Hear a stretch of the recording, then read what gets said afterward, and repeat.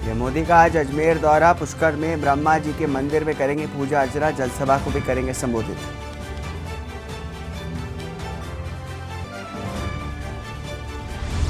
America में Rahul PM Modi का पर कड़ा प्रहार किया है। बोले पीएम मोदी को भगवान के साथ बिठा दें तो उन्हें भी समझा देंगे। आरएसएस पर भी सीधा निशाना साधा।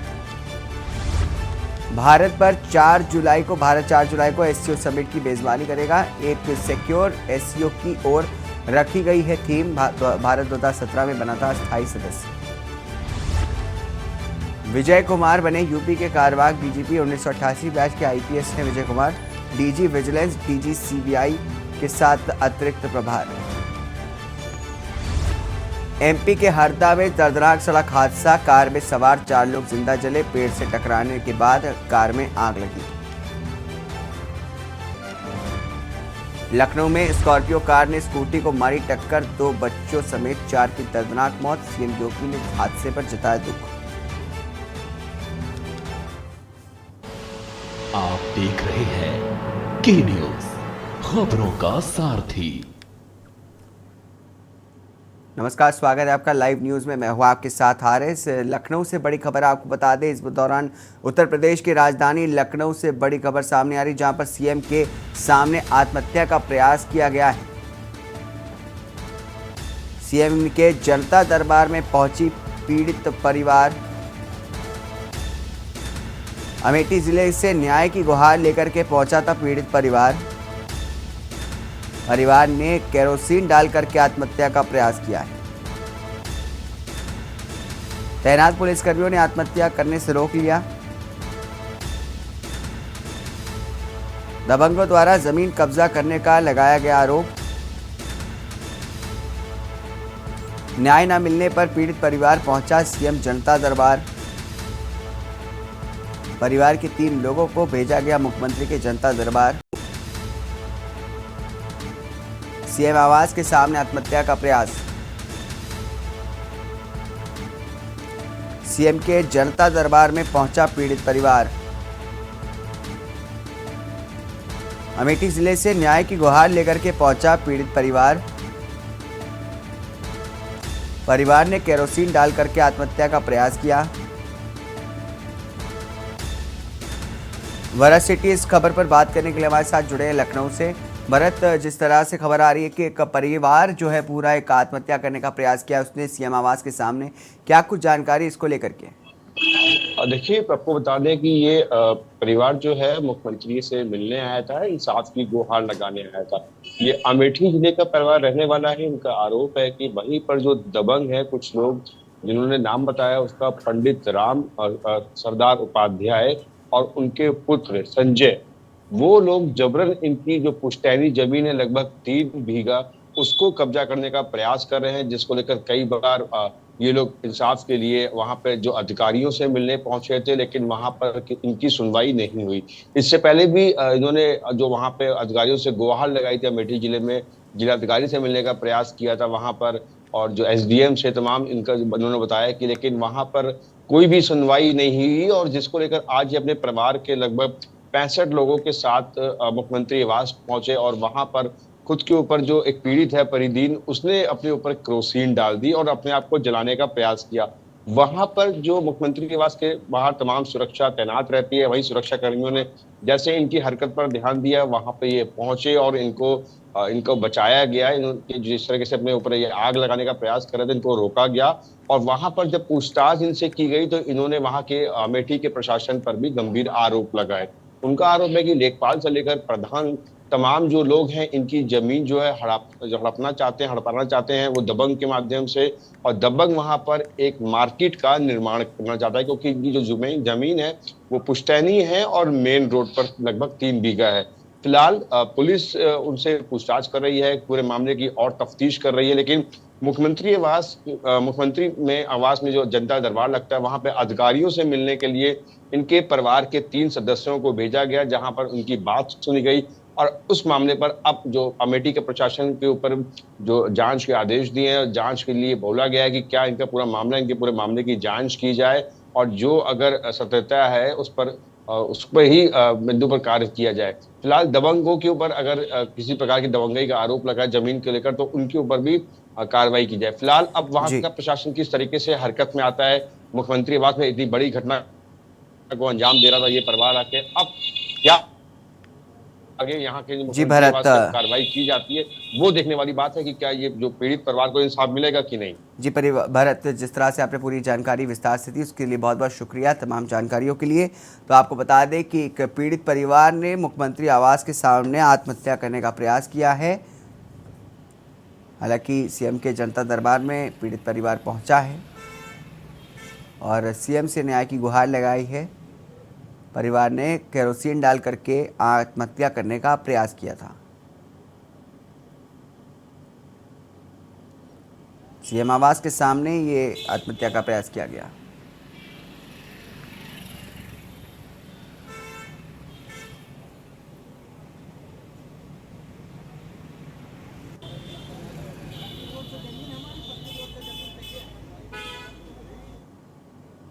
अगली खबर चंडीगढ़ से, जहां पर पंजाब के में उससे पहले हम आपको बता दें लखनऊ से बड़ी खबर सामने आ रही है, जहां पर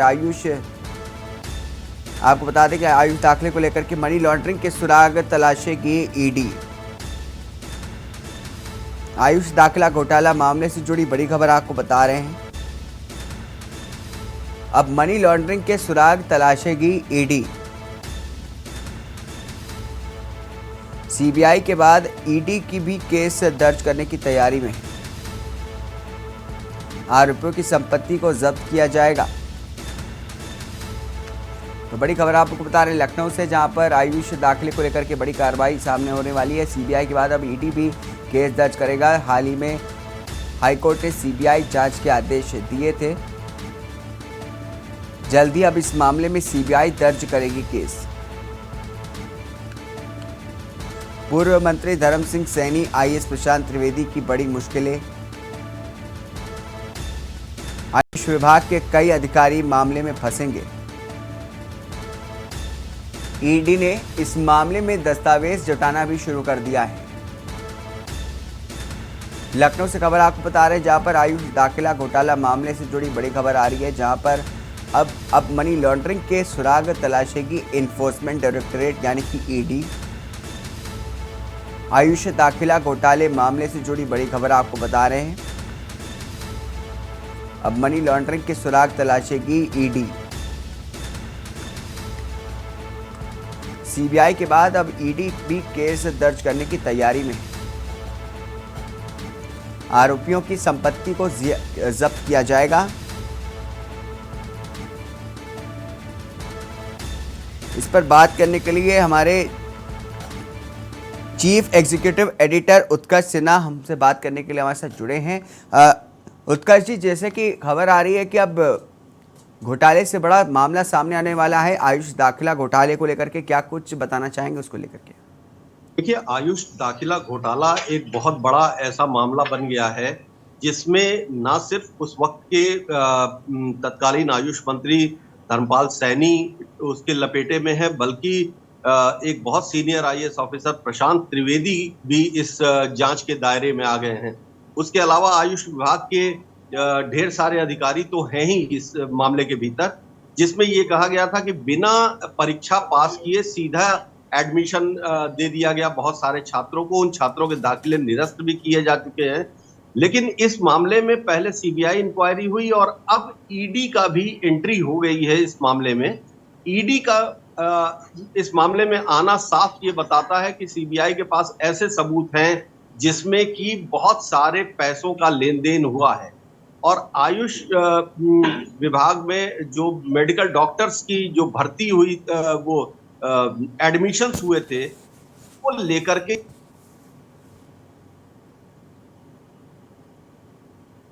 मुश्किल होगा कि ईडी की और सीबीआई की जांच के बाद एक तो सरकार के जो साख है उसके ऊपर असर है ही, और साथ ही साथ एक बहुत बड़ी चुनौती ब्यूरोक्रेसी के ऊपर एक बड़ा दाग लग गया है उत्तर प्रदेश की।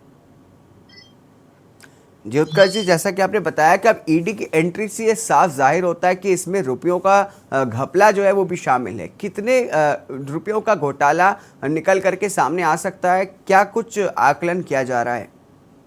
देखिए, जो अपुष्ट खबरें आ रही हैं, जो बाहर आ रही हैं, उसके हिसाब से पर एडमिशन लगभग 20 से 40 लाख रुपए की बात की जा रही है और ऐसे ढेरों एडमिशन है।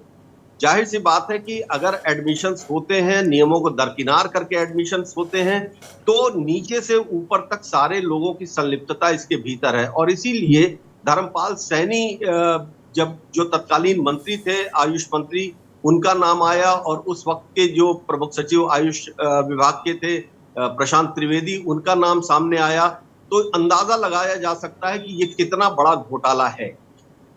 जी बहुत बहुत शुक्रिया उत्कर्ष जी, तमाम जानकारी हमारे साथ साझा करने के लिए। तो जैसा कि बताया जा रहा है कि अब एक बड़ा मामला जो है वो सामने आने वाला है। आयुष दाखिला घोटाला जो है उस पर जुड़ी बड़ी खबर सामने आ रही है, जिसमें अब ईडी का भी इन्वॉल्वमेंट जो है अब सीबीआई के बाद आ गया है और सीबीआई के बाद अब ईडी भी केस दर्ज करेगी।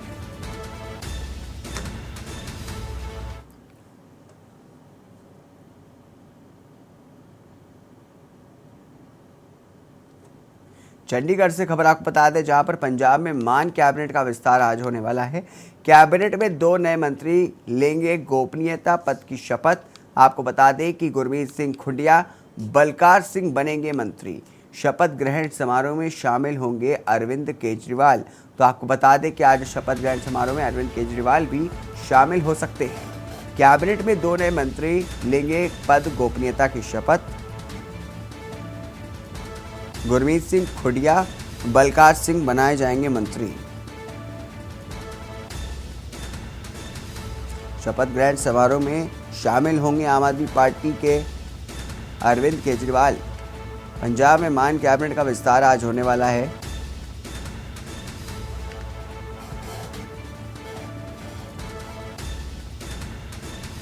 गुरमीत सिंह खुडिया और बलकार सिंह बनेंगे मंत्री। शपथ ग्रहण समारोह में शामिल होंगे अरविंद केजरीवाल। पंजाब में कैबिनेट का विस्तार होने वाला है आज, क्योंकि 2 नए मंत्री लेंगे गोपनीयता पद की शपथ।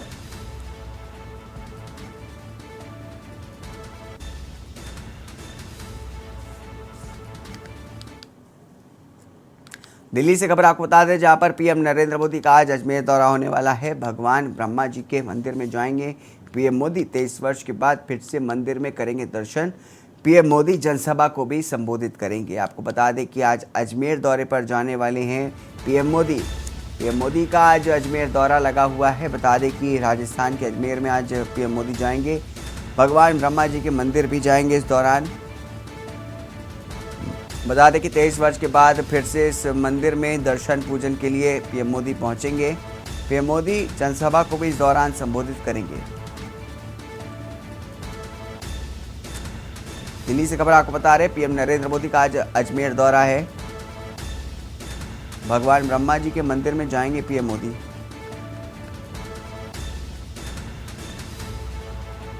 तेईस वर्ष के बाद फिर से मंदिर में दर्शन के लिए जाएंगे पीएम मोदी।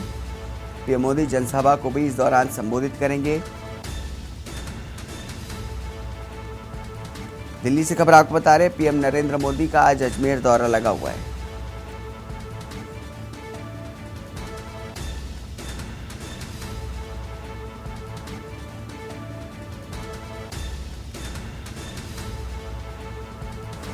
पीएम मोदी जनसभा को भी इस दौरान संबोधित करते हुए दिखाई देंगे।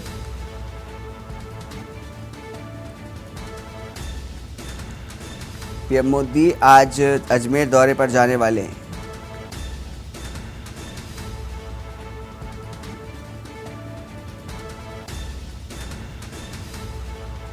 तेईस वर्ष के बाद फिर से पीएम मोदी इस मंदिर में पहुंचेंगे दर्शन के लिए। पीएम मोदी जनसभा को भी इस दौरान संबोधित करेंगे। तो कहा जा सकता है कि राजस्थान में जो है अब विधानसभा के जो चुनाव होने वाले हैं उसकी जो तैयारियां हैं पीएम मोदी की तरफ से शक्नात कर दिया गया है। और अब आप देखेंगे कि लगातार जो है राजस्थान दौरे पर जाते दिखाई देंगे पीएम मोदी।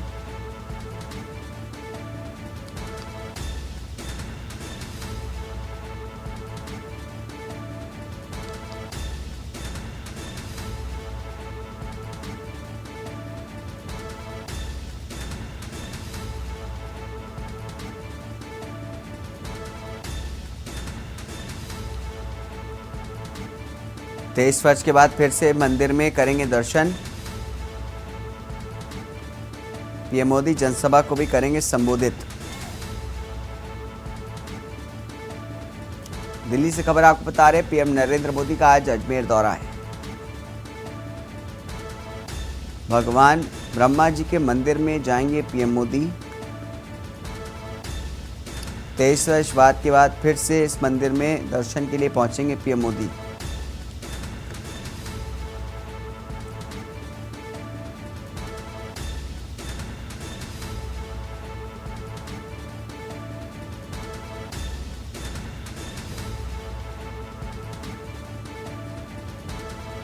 सुनील कस्वा हमारे साथ जयपुर से, हमारे संवाददाता हमारे साथ इस पर जुड़े हैं बात करने के लिए। सुनील, जैसे कि खबर आ रही है कि पीएम मोदी जो है अब आज अजमेर दौरे पर आने वाले हैं, उसको लेकर के क्या कुछ तैयारी की गई है जयपुर में?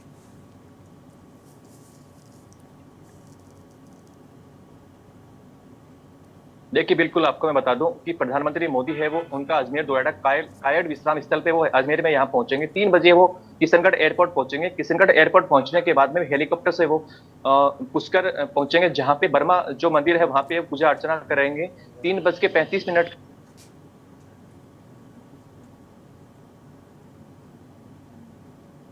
का उनका बर्मा मंदिर पहुंचने का वो समय है। हालांकि मंदिर परिसर के जो लोग हैं ये परिसर को पूरी तरह से खाली करा लेंगे, जिससे सुरक्षा व्यवस्था की दृष्टि से इसको देखा गया है। इसके बाद 4:40 पे है वो सभा स्थल पे पहुंचेंगे, जहां पे सभा को वो संबोधित करेंगे, वहां पे संबोधित करेंगे। जी बहुत बहुत शुक्रिया तमाम जानकारी हमें बताने के लिए। तो आपको बता दें कि पीएम मोदी का आज अजमेर दौरा है। इस दौरान वो भगवान ब्रह्मा जी के मंदिर में दर्शन पूजन के लिए भी जाएंगे। रुकेंगे छोटे से ब्रेक के लिए, ब्रेक के बाद जल्द हाजिर होंगे। आप देख रहे हैं के न्यूज, खबरों का सारथी।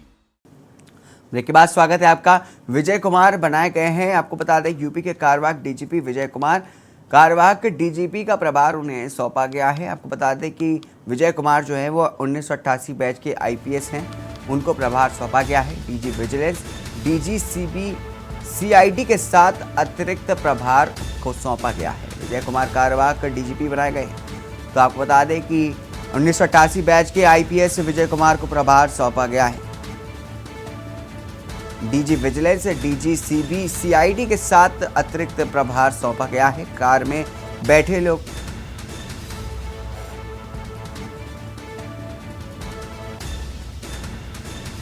तो विजय कुमार को नया कार्यवाहक जो है वो डीजीपी बनाया गया है।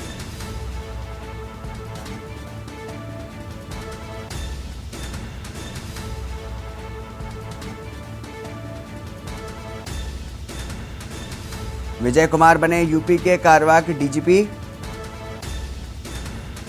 विजय कुमार कार्यवाहक डीजीपी का प्रभार सौंपा गया है। 1988 बैच के आईपीएस से विजय कुमार को प्रभार सौंपा गया है।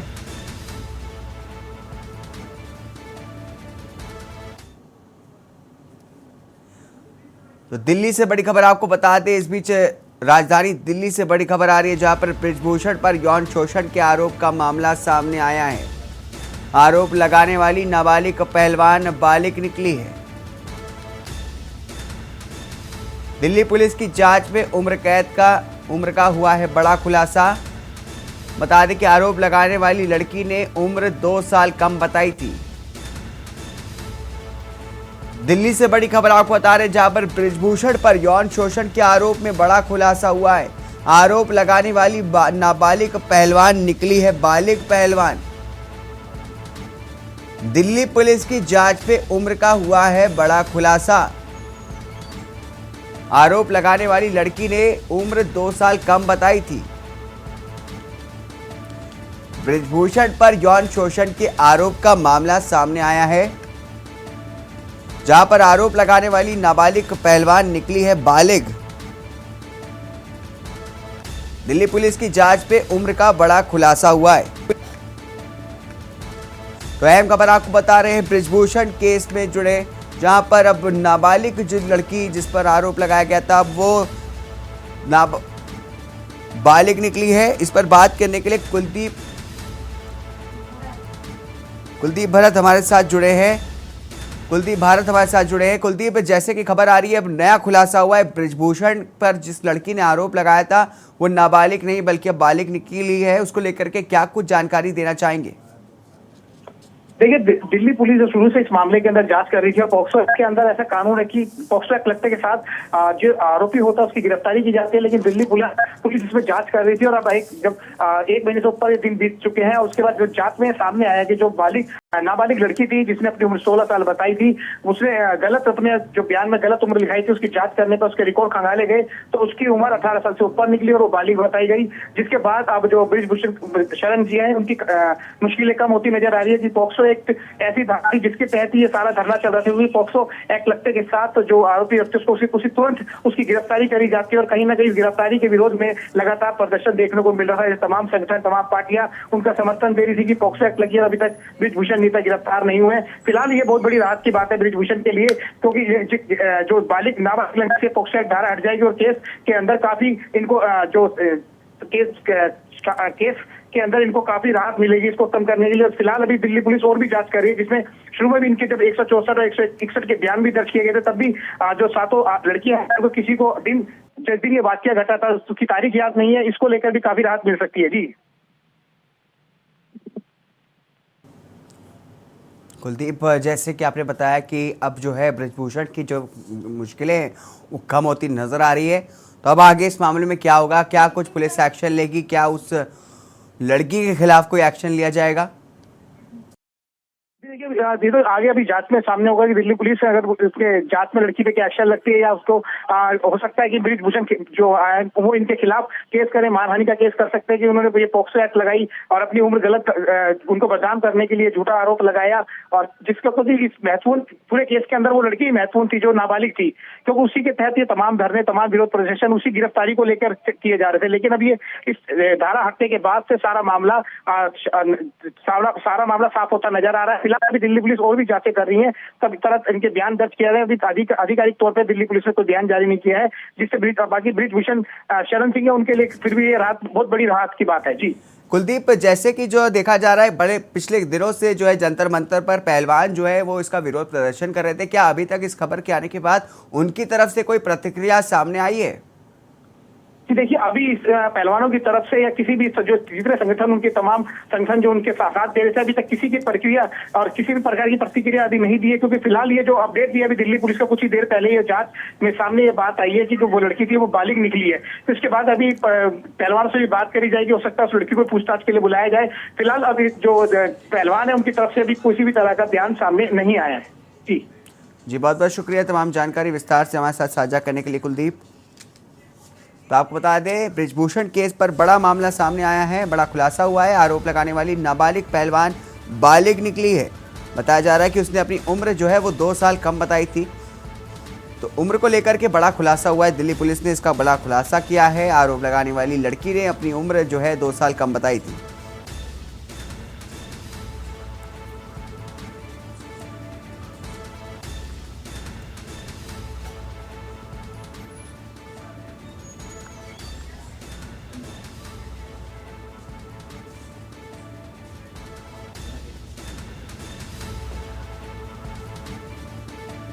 रुकेंगे छोटे से ब्रेक के लिए, ब्रेक के बाद जल्द हाजिर होंगे।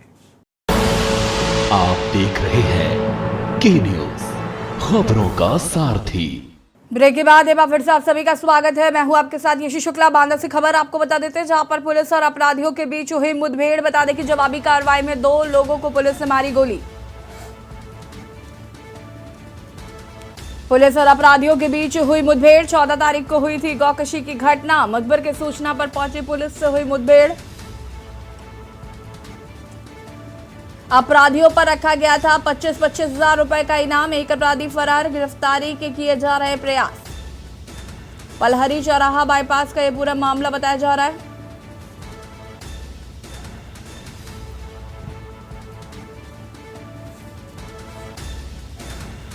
अपराधियों पर रखा गया था 25-25 हजार रुपए का इनाम।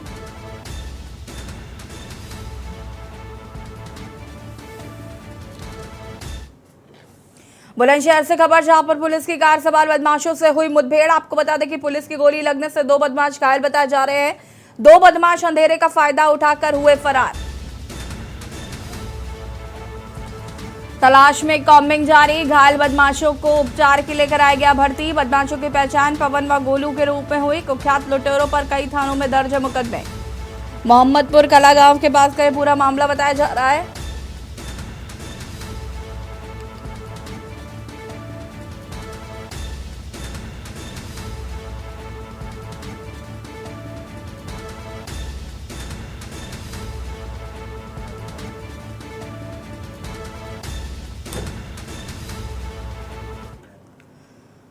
कासगंज पुलिस को मिली बड़ी सफलता। आपको बता दें कि लूट में वांछित चल रहा बदमाश गिरफ्तार कर लिया गया है। मुठभेड़ में बदमाश के पैर में लगी गोली।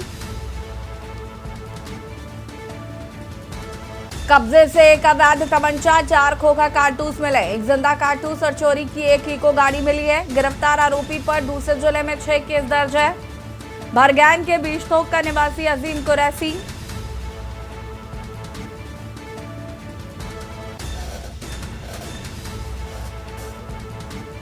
एक जिंदा कारतूस और एक इको गाड़ी बरामद हुई है। गिरफ्तार आरोपी पर दूसरे जिले में 6 मुकदमे दर्ज है।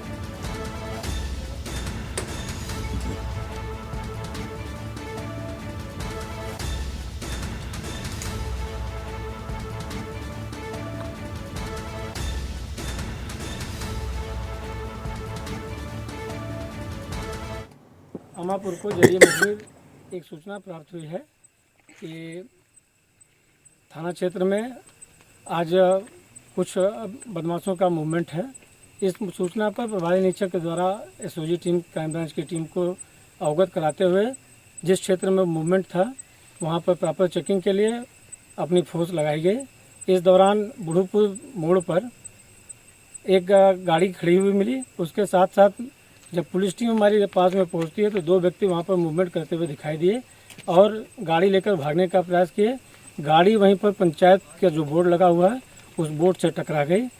इस पर तुरंत उनके द्वारा फायरिंग की गई। आत्मरक्षा हमारे प्रभारी निरीक्षक और एसओजी की टीम के द्वारा भी फायरिंग की गई। नोएडा से खबर, जहां पर अवैध खनन पर पुलिस की छापेमारी। आपको बता दें कि यमुना क्षेत्र में स्तर पर चल रहा अवैध खनन। 94 चौकी व थाना 126 क्षेत्र में चल रहा था अवैध खनन। मौके से 8 लोग गिरफ्तार किए गए हैं। 6 जेसीबी व पोपलेन जब्त।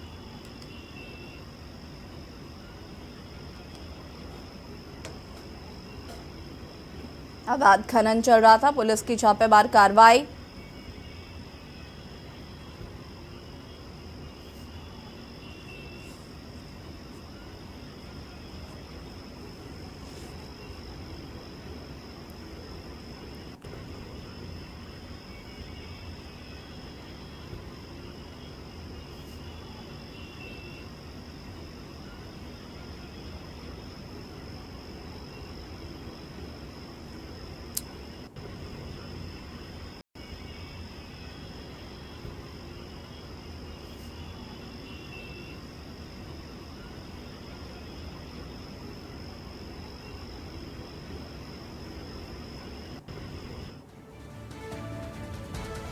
नोएडा से खबर, अवैध खनन पर छापेमारी कार्रवाई। यमुना क्षेत्र में बड़े स्तर पर चल रहा अवैध खनन।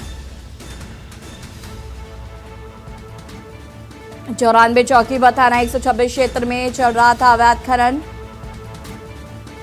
मौके से 8 लोग गिरफ्तार। 6 जेसीबी व पोपलेन जब्त किए गए हैं।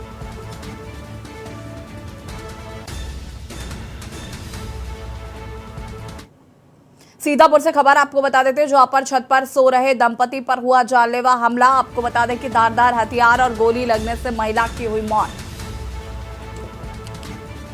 छत पर सो रहे दंपति पर जानलेवा हमला, धारदार हथियार और गोली लगने से महिला की मौत। पति की हालत गंभीर, लखनऊ ट्रॉमा सेंटर रेफर। पारिवारिक विवाद में वारदात को दिया गया था अंजाम। खैराबाद थाना इलाके के भवानीपुर गांव का ये पूरा मामला बताया जा रहा है, जहां पर एसपी सहित भारी पुलिस बल मौके पर मौजूद।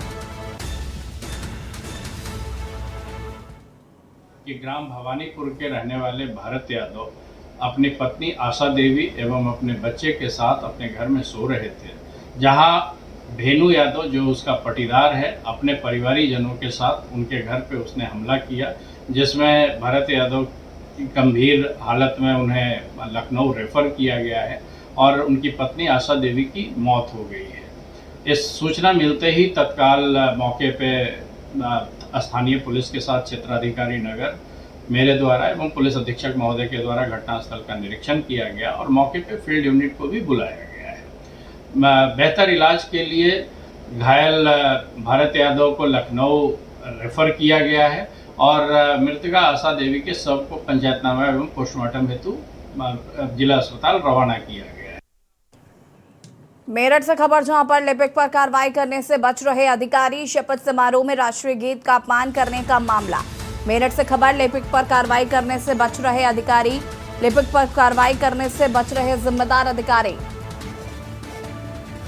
कार्यक्रम में राष्ट्रीय गीत ना गाने का ये पूरा मामला। जिम्मेदार अधिकारी कार्यक्रम में लिपिक ने किया था राष्ट्रीय गीत का गलत उच्चारण। लिपिक वैभव वार्ष्णेय ने किया था गलत उच्चारण। नगर निगम का लिपिक वैभव वार्ष्णेय शपथ ग्रहण के दौरान 2 सांसदों ने किया था विरोध। दोनों सांसदों ने खुद खड़े होकर गाया था राष्ट्रीय गीत।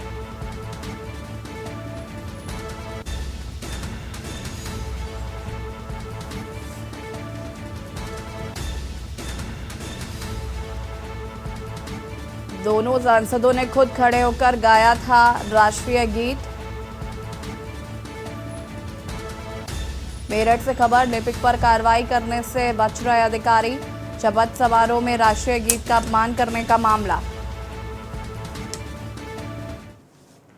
पूर्व मुख्यमंत्री त्रिवेंद्र रावत ने नई दिल्ली में भाजपा के कई बड़े नेताओं से मुलाकात की। त्रिवेंद्र ने दिल्ली में पार्टी के राष्ट्रीय महासचिव बी एल संतोष, प्रदेश प्रभारी दुष्यंत गौतम, राष्ट्रीय उपाध्यक्ष सौदान सिंह और संगठन मंत्री श्री प्रकाश से अलग अलग मुलाकात की है। माना जा रहा है कि पूर्व सीएम वर्ष 2024 का लोकसभा चुनाव लड़ने के इच्छुक है। काफी समय से उनके पौड़ी और टेहरी सीट से दावेदारी की भी चर्चा है। बीते कुछ माह से गढ़वाल व टेहरी संसदीय क्षेत्रों में उनकी सक्रियता भी बढ़ी है। पार्टी का शीर्ष नेतृत्व भी पूर्व में उन्हें उचित सम्मान का आश्वासन दे चुका है। ऐसे में उनकी मंगलवार की दिल्ली यात्रा को 2024 की लोकसभा टिकट की दावेदारी से जोड़कर देखा जा रहा है। हालांकि त्रिवेंद्र सिंह रावत ने कहा कि दिल्ली में पार्टी नेताओं से उनकी मुलाकात महज शिष्टाचार भेंट थी। उन्होंने कहा कि बुधवार से उनके गढ़वाल क्षेत्र में कई कार्यक्रम है, इसके चलते वो मुलाकात के बाद वापस लौट आए हैं। पार्टी चुनाव लड़ेगी, पार्टी पहले की तरह फिर उत्तराखंड में 5 सीट जीत कर लाएगी और देशवासियों ने भी हमेशा प्रधानमंत्री नरेंद्र मोदी और भारतीय जनता पार्टी के ऊपर विश्वास रखा है और पार्टी ने जितना मांगा देश की जनता से उतना देश की जनता ने दिया है। पिछली बार हमने लक्ष्य रखा था 300 पार का और देश की जनता ने दिल खोल के 302 सीटें भारतीय जनता पार्टी की झोली में डाली थी और एनडीए की सरकार बनी थी। ऐसा ही इस बार फिर होने वाला है।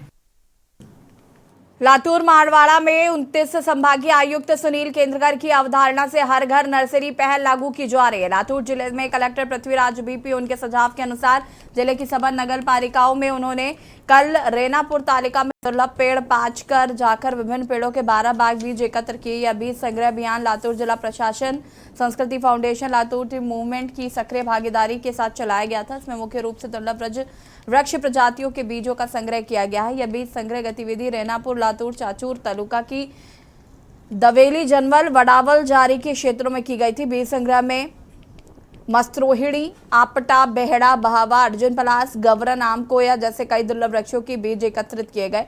हर घर नर्सरी पहल के तहत हर घर के लिए 50 पौधे और सरकारी कार्यालयों के लिए 5000 पौधे तैयार किए गए हैं।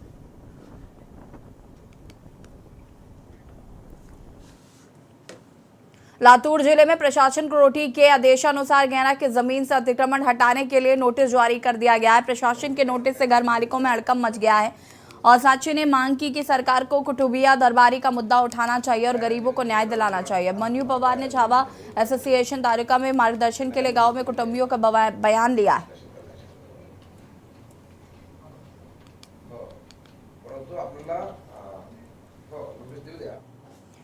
मध्य प्रदेश की राजधानी भोपाल में 3 दिन पहले एक और फर्जी एफडीआर का मामला सामने आया, जिसका खुलासा हाल ही में आए हुए सहायक आबकारी आयुक्त दीपक रायचूरा ने किया। वैसे तो मध्य प्रदेश में फर्जी एफडीआर को लेकर यह चौथा मामला सामने आया है। बता दें कि शराब व्यापारियों द्वारा मध्य प्रदेश में लगातार फर्जी एफडीआर लगाने का सिलसिला जारी है। इंदौर, जबलपुर, भोपाल सहित कई जिले ऐसे हैं जिसमें शराब व्यापारियों ने शराब की दुकानों के टेंडर डालते समय उनमें फर्जी एफडीआर का जिक्र करते हुए पेपर लगाया। ऐसे मामले में पदस्थ तत्कालीन एसी राजनारायण सोनी को सस्पेंड किया गया था। अब भोपाल में 1 करोड़ 84 लाख रुपए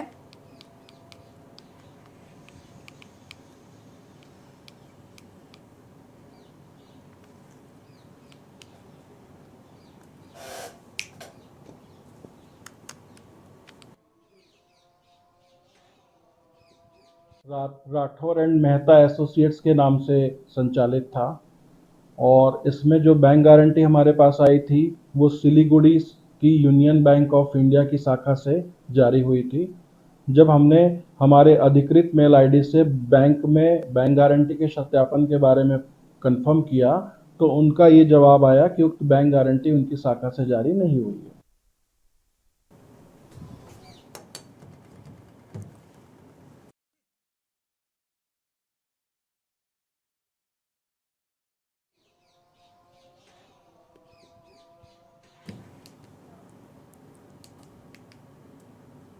भिंड में भीषण सड़क हादसे में शिवराज सरकार के राज्य मंत्री सिंधिया समर्थक ओपीएस भदौरिया गंभीर रूप से घायल हो गए। साथ ही उनके पीएसओ और साथ चालक को गंभीर चोटें आई हैं। सभी को ग्वालियर बिरला हॉस्पिटल में भर्ती कराया गया, जहां मंत्री की हालत अब खतरे से बाहर है। ये दुर्घटना भिंड ग्वालियर नेशनल हाईवे 719 पर घटी। दरअसल नगरीय प्रशासन मंत्री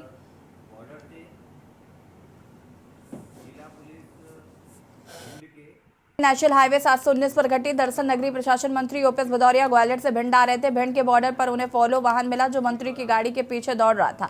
मंत्री की गाड़ी मालनपुरा थाना क्षेत्र के कैडबरी हाईवे एक ट्रक को ओवरटेक किया। तभी सामने से आ रही तेज रफ्तार ट्रैक्टर ट्रॉली से आमने सामने की जोरदार भिड़ंत हो गई।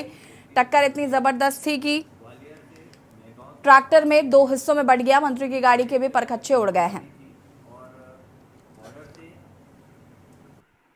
जिला पुलिस आज दिनांक 30/5/2023 को शाम करीब 3 बजे माननीय मंत्री जी ओपीएस भदौरिया जी ग्वालियर से मेहगांव तरफ आ रहे थे। अपनी वाइट इनोवा गाड़ी थी और बॉर्डर से जिला पुलिस भिंड के जो फॉलो वाहन है वो भी पीछे पीछे अपनी सुरक्षा ड्यूटी में आ रहा था। इसी दौरान जो कैडबरी फैक्ट्री के कुछ पहले एक रुके हुए ट्रक को ओवरटेक करते समय एक ट्रैक्टर ट्रॉली एकाएक मंत्री जी की गाड़ी के सामने आ गई, जिससे एक भीषण दुर्घटना हुई और मंत्री जी की गाड़ी बाएं तरफ एक खेत में चली गई, जिस पर सुरक्षार्थ लगे हुए फॉलो ने तत्काल कार्रवाई करते हुए उनको जो गाड़ी से निकाला और फॉलो में लेकर और तुरंत ग्वालियर रवाना हुए और मंत्री जी को बिरला अस्पताल एडमिट किया है।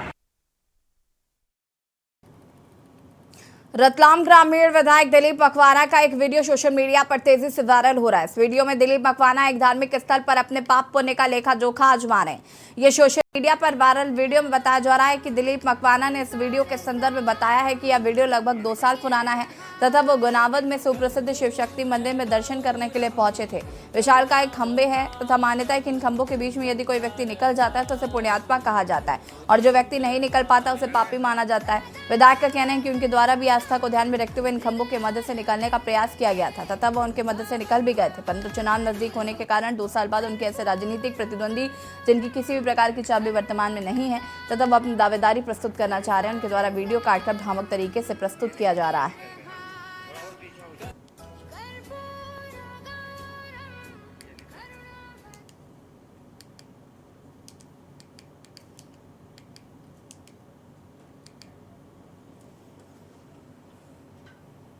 खबर मंडला से है, जहां पर एक दुकान के विवाद के चलते 2 पक्ष आपस में भिड़ गए, जिसमें खूनी संघर्ष हो गया और 7 लोग घायल हो गए। जिला अस्पताल में उन्हें भर्ती कराया गया है। मामला थाने पहुंचा, जिसमें पुलिस द्वारा कार्रवाई की जा रही है। महिला के सुभाष वार्ड में कई वर्षों से चल रहे एक दुकान के विवाद को लेकर कछवाहा परिवार आपस में भिड़ गए। मामला इतना गहरा था कि एक पक्ष ने दूसरे पक्ष पर ताबड़तोड़ धारदार हथियारों से हमला कर दिया, जिसमें 7 से 8 लोग घायल बताए जा रहे हैं।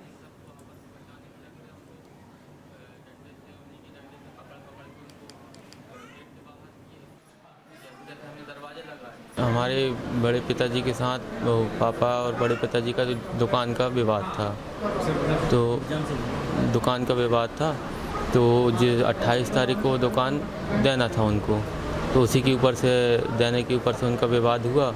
रास्ते में दुकान के सामने उनकी वो कहा सुनी झूमा झपटी सब हो गई। सब ने मोहल्ले वालों ने आसपास के समाज के लोगों ने भी सब ने मिल के वहाँ का झगड़ा शांत कराया। शांत कराने के बाद हम लोग घर आ गए। घर आने के बाद हम लोग अपने अपने काम में लग गए। तो उसी जुआ झपटी में पापा के हाथ में वो सूजन आ गई। तो अब इतने बीच में ये लोग इनके बड़े पिताजी की जो बड़े लड़के हैं इंद्रेश, उनके साले आ गए, रत्नेश, अंकित और उनके साथ और भी लोग थे। तो उनकी बैठक चालू हो गई वहाँ पे घर में। मैं निकल नहीं लगा, पापा की दवाई लेने के लिए, तो ये अंधेरे में वहाँ खड़े थे रास्ते में, और मुझे वहीं रास्ते में रोका और मेरे ऊपर पहले तो छोटे साले ने, उसके अंकित ने हमला किया उससे बैट से, तार वाले से। 9:30-10 बजे के करीब 7 से 8 लोग आए थे और काफ़ी ज़्यादा चोटिल थे, सर वगैरह से खून काफ़ी ज़्यादा बह रहा था। तो धारदार हथियार वगैरह का प्रयोग किया गया है और सभी के 3 से 4 लोगों के सर में चोट है। इसके अलावा एक का हाथ वगैरह मुड़ा हुआ था, सूजन वगैरह थी। बाकी सब इलाजरत हैं और अभी एडमिट हैं और यहाँ पे इलाज चल रहा है उनका। थाना कोतवाली में इस मामले को लेकर के एक पक्ष के ऊपर 323, 294, 452 के अपराध जो है दर्ज किए गए हैं। इसमें 2 पक्षों में लड़ाई हुई थी और ये आपस में ही लड़े थे, परिवार के ही हैं। कुछ शॉप से संबंधित मामला जुड़ा हुआ था जिसमें पंचायत ने पूर्व में शायद कुछ ऐसे डिसीजन दिए थे जिसके आधार पर एक पक्ष को नागवार गुजरा और आपस में इन्होंने लड़ाई झगड़ा की। कुछ लोगों को इसमें चोटें भी आई हैं, पुलिस के द्वारा इसमें धारा दर्ज की गई हैं। मुख्यमंत्री उड़न दस्ता सीएम फ्लाइंग फरीदाबाद की टीम के द्वारा मादलपुर कुरैशीपुर ने पंचायत के गांव नवनिर्वाचित सरपंच खलील के 10वीं कक्षा के प्रमाण पत्र फर्जी प्राप्त हुआ। नामांकन के समय जमा करवाया गया वर्ष 2011 का हरियाणा राज्य ओपन बोर्ड ऑफ स्कूल प्रमाण पत्र फर्जी है। इस बारे में दौंज थाने में मुकदमा नंबर 155 दर्ज करवाया गया है, जिसकी आगामी जांच स्थानीय पुलिस द्वारा की जाएगी। जब हरियाणा पुलिस की ओर से मामला दर्ज कर आगे की कार्रवाई शुरू कर दी गई है।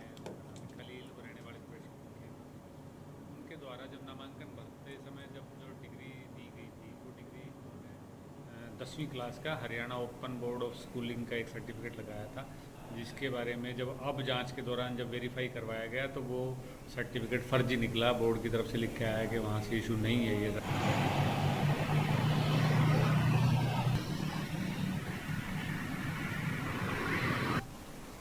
मुख्यमंत्री उड़न दस्ता फरीदाबाद की टीम के द्वारा एक गुप्त सूचना के आधार पर जब जांच की गई तो मादलपुर कुरैशीपुर गांव की जो संयुक्त पंचायत। बुलेटिन में फिलहाल इतना ही। देखते रहिए के न्यूज़ हरियाणा। नमस्कार।